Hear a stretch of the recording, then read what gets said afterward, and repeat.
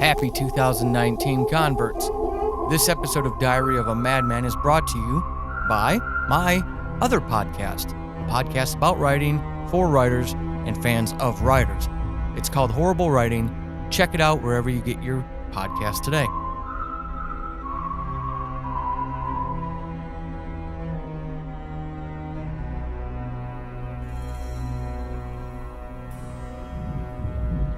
You need to open up, my therapist keeps telling me, like it's some sort of mantra to well-being. You can't heal without making the words whole, without making them real. It's the only way you can find inner peace. So, is this some sort of pseudo-bullshit mantra that's been ingrained into her since her training? Or is there something to it? Let's find out, shall we? I love to kill people and punish them for the evil they've become. It's the only way I can find the peace you so eagerly want for me. Do you think I should continue pursuing that peace, Doctor? Of course, I can't tell her that. I'm sure the Doctor-Patient Confidentiality Act doesn't stretch to harbouring the identity of a serial killer. In fact, I'm sure it doesn't. Even if it did, she'd probably drop me from the books and shot me in the next breath. I wouldn't blame her. I wouldn't want to have to push the good doctor off this mortal coil to protect myself either, but I'd do it. If need be. I'll twist her head until the cracking of her spinal cord filled the room. But I won't. I can't. Her patient diary would lead the police straight to my door. Besides, she helps me. Helps me put things into perspective.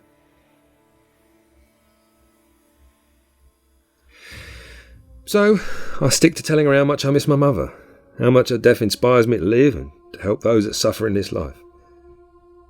Or how I wish I could tell my father how much of an arsehole he was, and how I'd love to smack him in the mush and call him every name under the sun. It's kind of why I'm doing this diary. To make the words whole, to make them real, and to educate. My Diary of a Madman. It's sort of a misnomer. I'm not really a madman. Yes, I've heard the argument that I wouldn't know I was mad if I truly were, and by that logic, therefore I am. I consider myself sane. My thought process is clinical, scientific, logical. I'm so analytical when I hunt, you could say I was anal. But I need to be. If I wasn't, my arse would be in a slammer. If anything, I would say that most modern day society is mad. Most of you still believe in superstitious crap like broken mirrors, walking under ladders and horoscopes. You still believe organised religion is the great bringer of peace to this planet, though scripture itself teaches us to destroy. Even those of you who think of yourselves as rational can still manage to trip over your own cognitive dissonance. Sure, you won't fall for that crazy snake oil pitch. You also don't see the absurdity of what you're about to do as you stroll through town to that appointment with your chiropractor. So I do this diary as sort of a confession. Not because I want to atone for all the death I've brought to this world, no. I do this because I think that maybe some of you out there will wake up and see the destruction you caused by your actions, however small. The good old butterfly effect. You make a small mistake while driving to work. I know you've had a rough night with your little boy being up at 5 a.m, but you're still knackered because you couldn't get back to sleep. You've still cut somebody up, and they're too tired and honk their horn, and you flip them the bird and make him angry, and he begins to drive erratically and ends up running a red light and killing someone in a collision. Cause and effect. Every action has a consequence. It doesn't matter how little. Action, consequence, fallout, reaction, and so on. It all begins to snowball. Have a little consideration for others. Discover empathy. They're most likely having a bad day just like you.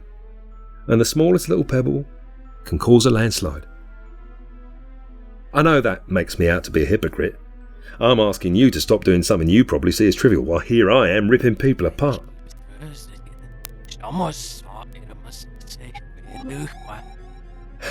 It's not just people I'm ripping apart, but families, communities.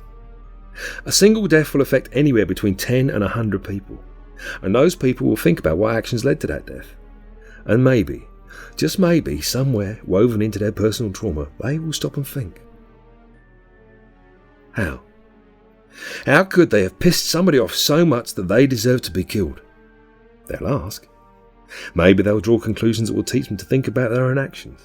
That bad shit happens to bad people. Call it karma if you will, call it what you want. I don't care. Bad shit happens to good people, good shit happens to bad people, as long as the lesson is learned.